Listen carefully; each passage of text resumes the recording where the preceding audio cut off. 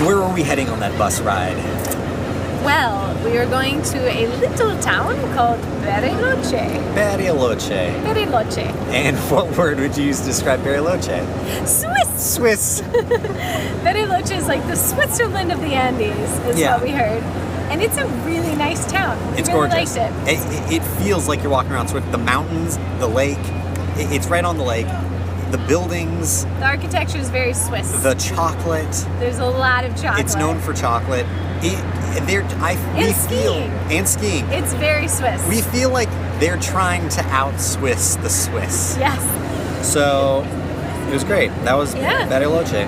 Bariloche. But we had to keep moving because the next day we decided we need to get a bus to see a Villarica, which is an active volcano which you can climb. Yes. So we buy our tickets. The guy sells us our tickets. And these two British girls behind us are also buying tickets on a bus, and they say, "Oh, you're going to Villarica?" And we say, "Yeah." And they say, "Went active earlier this month." And we said, "Didn't know that. Hadn't really been watching the news." So we had just bought tickets to a town that I later looked up and found out appeared to have been evacuated. It looked intense. It looked real intense. So of course we wanted to go even more. Right. So and we're hoping we would see that happen again. Right. So we hop on the bus to a town called Pucón. So when we first got to Pucón, we didn't have a lot of time. We wanted to find out what's something we can do today that's not really going to cost money. And they told us about a hidden waterfall. Oh yeah. So what we have here, fence we just jumped over. Fence. We've been following this treasure map. Yeah, we had a treasure map given to us by a little gnome. And it says it's going to take us to a magical place with falling waters. Yes. And it says 150 paces from this fence, we'll see a secret trail. Secret Chilean trail. Yeah. So, hopefully he was right. 150 paces. 150. Let's do it. 1, 3, 4, 5, 6, 7. Yeah, so they show us a map. They say you're going to need this secret map, treasure map. We can't give it to you. Somebody drew it for us. You can take a picture of it. It really did look like a treasure map. Yeah, they had times marked out and vague instructions on dirt road. Oh, we have big steps. Here's an arrow. It took a couple hours to get there. And the last part became quite a treacherous downhill. Treacherous, in which Mary injured herself. I fell down. Yeah. Maybe got a boo-boo. I did. We found the waterfall, and it was very tranquil, very private. Really pretty. I feel like I'm using the word pretty a lot, but everything we've seen has been so pretty. Right. Everyone, Chips has something he'd like to prove. Yeah. He'd like to prove that he's at one with nature. Yeah, I'm clearly at one with nature.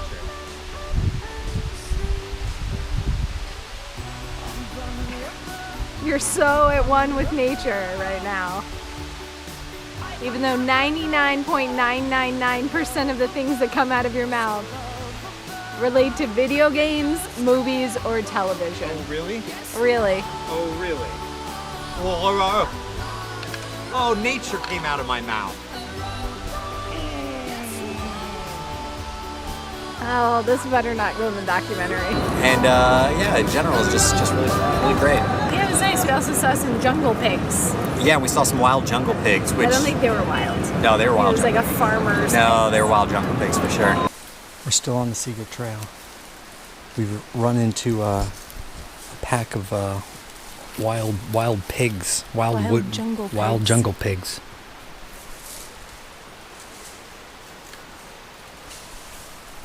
They seem generally unamused by us. Mary has taken a spill. Treacherous land and treacherous beasts. Wild jungle pigs. It seems to be a family of a mother perhaps and 3 babies.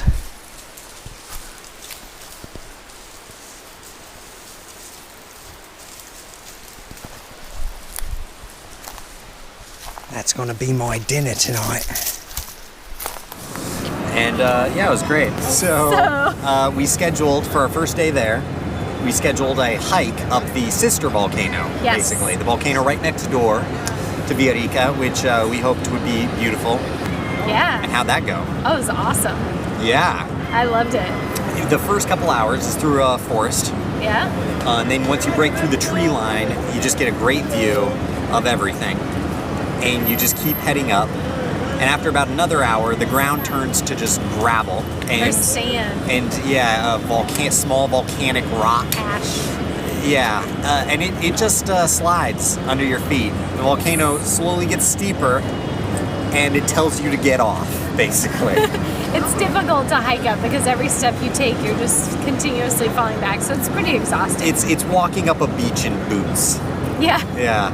It's difficult. But once you get to the top, it's a rewarding experience. Definitely. The whole crater is now filled with a glacier. So you get to the top and there's just a crater full of glacier. And you can see a volcano in every cardinal direction. So you're basically on a volcano and you can see at least 4 other volcanoes from the top, including Villarica, which was smoking, and it was really cool to see. Yeah, and on the day we were there, all the mountains were covered in a haze, a cloudy haze, and there were volcanoes everywhere. It looked prehistoric. It did. Yeah. Otherworldly. Otherworldly. Yeah. But the most fun part is getting down the gravelly, ashy surface of the volcano, because you can basically just slide down this mountain. Run slide. Run slide, which should be a new sport. Run sliding. Run sliding down volcanoes. They give you these giant canvas gaiters so that you don't get so much rocks and dirt in your pants, and then you just kind of run slide down the mountain. That was my best interpretation. Yeah, run sliding. Run sliding. So it's really fun. Yeah, I highly recommend run sliding down volcanoes. Yeah. So we get back down the volcano. Walking through the forest, though, just became a dusty nightmare. Yeah, it was hard to breathe. It was very hard to breathe. I got what I call dust lung or mud lung, and that evening I begin to expel whatever's in my lungs and stomach and bladder from both ends. And that lasts all night. I did not know this was happening. And I went up and went hiking by myself because Chips had told me he didn't want to go hiking anyways. At about 6 o'clock in the afternoon, Merritt comes back. I haven't even left the bed. He looks like a goblin, curled up in the sheets. I'd spent half the day in the bathroom, half the day in a bed. Anyway, it was the sickening. The sickening. The sickening. So Chips is better though. Hardy. Yep. So we get on a bus and we say, all right, we're getting out of here. We've seen what we can here. I'm still a little bit sick. We get on a night bus to Valparaiso, a port town. The best town in Chile. In Chile. Near so Santiago. Great. And we are actually currently in Valparaiso. At the port. And what's famous about this town? What's cool about this town? Well, this town is basically like a giant abstract art museum. Every single corner is covered in giant murals that street artists have done. All the buildings are made out of completely mismatching materials. There are some that are like Rococo, classical, beautiful marble architecture, and then right next door there'll be buildings made out of scavenged boat parts, like wood and shipping containers, just sheet and like metal. Whatever paint buckets. Like they just would find random paint colors left over from the boats and just use that to paint their houses. Yeah. So all of the houses are different colors. They basically had to start putting paint on all the sheet metal so it didn't rust. Yeah. So they would just use any paint they could. But there's still a lot of rusty sheet metal out there making these buildings. They have developed a series of transport systems to help you get over the hills. Yes, ascensores. Mm-hmm. They are like terrifying elevators that you feel like you're going to die on. They all feel old and dilapidated and like they shouldn't be running. Yeah. But they still are. And some of these that you never know which ones are going to be open. There's a certain number of them in the town. Close randomly. They just close randomly. One we went to today, it's on the main maps, the city maps. It's clearly been overgrown, closed for like 15 years. Yeah, it's like a trash pile. It's a complete trash pile. Yeah. So no idea what that's all about. Yeah. The houses are just stacked on top of each other. Nothing here opens at a time. Like It's new. Yeah.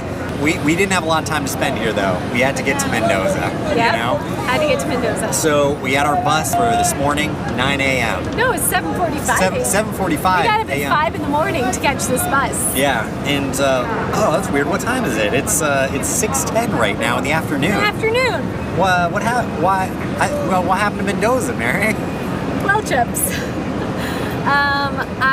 As we were trying to board the bus, they asked me for my reciprocity fee for Argentina, which Argentina has never asked me for, just the countries going over to Argentina. And I said, well, I have it paid. We can look it up online really quickly, but I lost the printout of it. And they refused to let me board the bus. So extra day and Extra day in Valparaiso. And soon we'll be leaving, heading off to Mendoza finally. Yep. To hopefully ride some bicycles and drink some wine. Yeah, that's the plan. After sleeping in the bus station. Perfect. So we'll see how that I goes. feel like we should cheers now. Cheers.